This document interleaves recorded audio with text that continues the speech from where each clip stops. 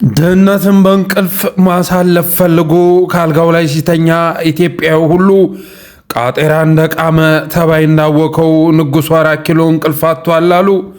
ፋኖና ቲዲኤፍ፣ አፋርና ጉምዙ፣ ኦነግና ሻዕቢያ ሱዳን ተገናኝተው በ4 ኪሎ ጉዳይ መከሩ ተብሎ ከተወራ ወዲያ እንቅልፍ ይሉን ነገር ሾልኮ ጠፍቷል አሉ። ከ4 ኪሎ ጉያ በሚዲያ ሲመጡ ያንን ግዙፍ ቅዠት ሲያቀሉት ቢታይም ጥምረት የሚል ሆኗል አብይን የሚያውክ የዚህ ሰሞኑ ህልም።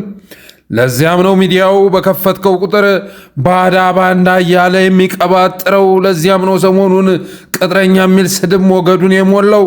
ለዚያም ነው ሰሞኑን ካድሬ ተሰልፎ ተመሳሳይ ዜማ የሚያቀነቅነው። አብይ አህመድ ብትል ተመስገን ጥሩነህ፣ አረጋ ከበደ፣ ጓድ በለጠ ሞላ፣ አባዱላ ብትል ዳንኪረኛው ባጫ፣ ብርሃኑ ጁላ፣ ብአዴንና ብን፣ ስምረትና ትደግ፣ አፋድና ወደድ ሰሞኑን ተቃቅፈው ማማረር ይዘዋል። የሰሜኑ ሞገድ የሚያመጣውን ብርድ ሸገር ካልታወከች ምንም የማይመስለው ኢትዮጵያ ብትነድ ኢትዮጵያ ብትጭስ ባለፈው ፓርላማ ንቀት በሸፈነው የፍርሃት መንፈስ እንዲህ በሚል ቃላት ቅዠቱን ተንፍሶ ጀመረ ማስለቀስ። ውሏቸውን ስታዩ ዛፍ በፍሬው እንደሚያስታውቀው ሁሉ እነሱ ያስታውቃሉ። ለምሳሌ ፓርቲ የሌለበት ሀገር፣ ምርጫ የሌለበት ሀገር፣ ህገ መንግስት የሌለበት ሀገር፣ ወጣት የሌለበት ሀገር፣ ተስፋ የሌለበት ሀገር ተለጥፎ ለኢትዮጵያ ተስፋ ሊያመጣ የሚችል ሰው የለም። ኤርትራ መንግስት ያለ መልእክት አንደኛ ጥይት አስተላላፊ አትሆኑ፣ ሀገር ሁኑ።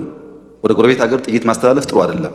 አብይ ፓርላማ ላይ ድምላይት በሌለው የአስመራ ከተማ አማጽያን ሁሉ እየመከረ ነው ሲል እንደተሰማ አብይ መሪ ሳይሆን ፈጣሪ ነው ብሎ የሚጠራጠረው ተመስገን ጥሩነህ የጌታውን ትእዛዝ የሙሴ ሕግ ብሎ የሚሸመድደው ባለፈው ባህር ዳር የሰሜኑን ጥምረት ትብብሩን ሲያስብ ቁጣው ገንፍሎበት እንደዚህ እያለ ጀመረ መሳደብ። አማራ በታሪኩ ባንዳዎች ሊኖሩ ይችላሉ። በዚህ ልክ ግን ተላላኪ ሲሆን አይቷናል።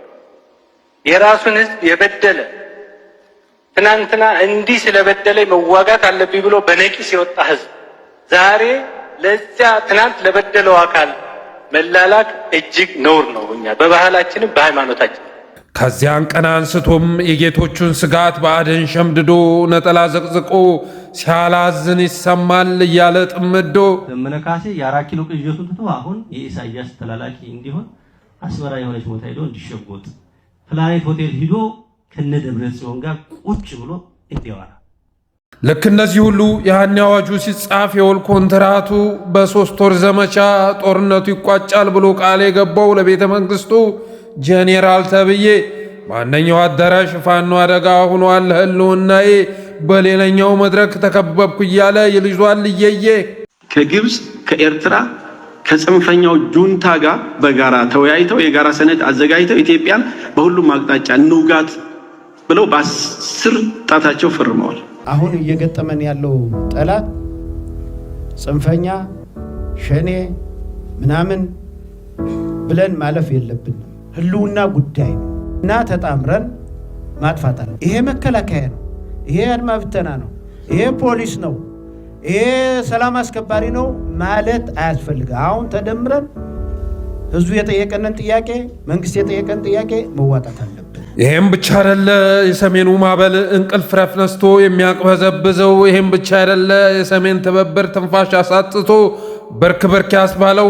በመሆኑም ከቀይ ባህር ማዶ የተሰማው ወሬ ያልጸናው ንግግር ከፈረሱ አፍ ወጥቶ ብረት ሳያነሳ ሳይታይ በተግባር ገና በአፍላነቱ ጽንሶ ያወካቸው ያቃዣቸው ሁሉ ኤሚሬትስ አርበኞቹ ጮህ ይዘዋል ባዳ ባንዳ እያሉ። ሽመልስ አብዲሳ የመጀመሪያውን የኦህዴድ ፕሬዝዳንት ቦሌ ላይ ሲቀበል ስማው አባዱላ ከግርዶሽ ወጥቶ ስጋቱን ሲያካፈል ይህን ደጋፊ የበዛበት ሀገር ደጋፊዋን ያገኘች ሀገር ማቆም አንችልምና ቶሎ ብለን ከህወሓት ጀሌዎችም ከፋኖ ከግብፅም ከኤርትራም ጋር ሆነን እናምሳት ነው። ግን ቅድም እንዳልኩት የማይገባው ነገር ይሄ ህዝብ ይሄ ሀገር ይሄ ተቋም የማይገባው ነገር ኢትዮጵያ የምትባለው ሀገርና ኢትዮጵያ የሚባለው ህዝብ በአለት ላይ የተገነባ ማህበረሰብ ነው። ባጫ ጥላቻ አባት ያቃቃረው ሰሜን ሴራውን አክሽፎ መውጣቱን ሲረዳ ጭንቀቱን ስጋቱን ለኤአይ አውርቶ በጀሚናይ ጓዳ መፍትሄ ተብሎ የተሰጠውን መልስ አድርገውት መጽሐፍ ያውና ፋና ላይ ቅጥረኛ ይጠፋል እያለ ሲለፍፍ በተለይ ታች ያሉ ጤነኞች ናቸው ሲባል ምንድነው እውነት መስሏቸው ከሚመራቸው ጋር ተሰልፈው በረሃ ገብተዋል። እነዚህ ይመለሳሉ። ከዛ በተረፈ ጥያቄን ይዘው አሁን በረሃ ያሉት ድርድር ስትላቸውም አይደራደሩም፣ መደራደርም አይፈልጉም። ከዚህ የተነሳ እነዚህ ቅጥረኞች ናቸው ብያለሁ። አዎ ለሱ በእርግጥ ጥያቄ ቅጥረኛ ናቸው ሲሉ ምን ማስረጃ ብያለሁ። ስለዚህ ማስረጃ ይሄ ነው። ያሰለጥናቸዋል፣ ሻዕቢያ ያስታጥቃቸዋል፣ ኦነግንም እዚህ የአማራ ክልል ጽንፈኛውንም ቲፒኤልኤፍንም ሁሉንም ያስታጥቃቸዋል፣ ያሰለጥናቸዋል፣ አሁንም ይመራቸዋል። ድሮንም እንደዛ ስለነበረ ማለት ነው። ከዚህ የተነሳ ማንኛውም ቅጥረኛ መርሰነሪ ሸማቂ ይህንን የሶስቱን የእድገት ደረጃ አይጨርስም ማለት አይጨርሱም። የመጀመሪያው ላይ ይጠፋሉ። ልክ እንደዚህ ሁሉ ድርጅት ሲዋቀር ከውስጥ ሰርገው ገብተው ፓርቲን እንዲያከሽፉ፣ ልክ እንደዚህ ሁሉ ጦርነት ሲታወጅ ፋኖ አርበኛ መስለው ትግል እንዲጠልፉ ተደፓና ስምረት አብንና ፋሃድ በሚል ድርጅት ውስጥ ገብተው የከረሙ በቅጽበት በልጽገው ጌታቸው ማስረሻ በለጠና ጻድቃን የሚሉትን ስሙ። ሻዕቢያ፣ ቲፒኤልኤፍ፣ ፋኖ በምን ስሌት ነው አንድ የምትሆነው? ኤግዛክትሊ የሚያግባባህ ነገር በካቢን ከጣል ነው ችግር የለውም። ከዛ በኋላ ይታያል ነው።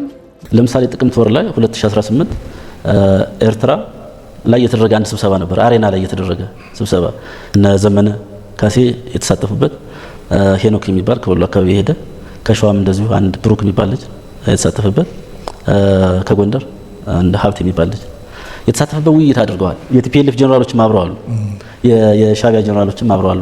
አሬና ላይ ተገናኝተው የተነጋገሩት ትልቁ ስራ አሁን አንደኛው የአማራ ፋኖ ኮዝ ተብሎ የሚታወቀው የማንነትና የወሰን ጉዳይ ነው። ወልቃይትን አስረክቡን፣ እኛ 4 ኪሎ እናስረክባችሁ ነው የተባለው።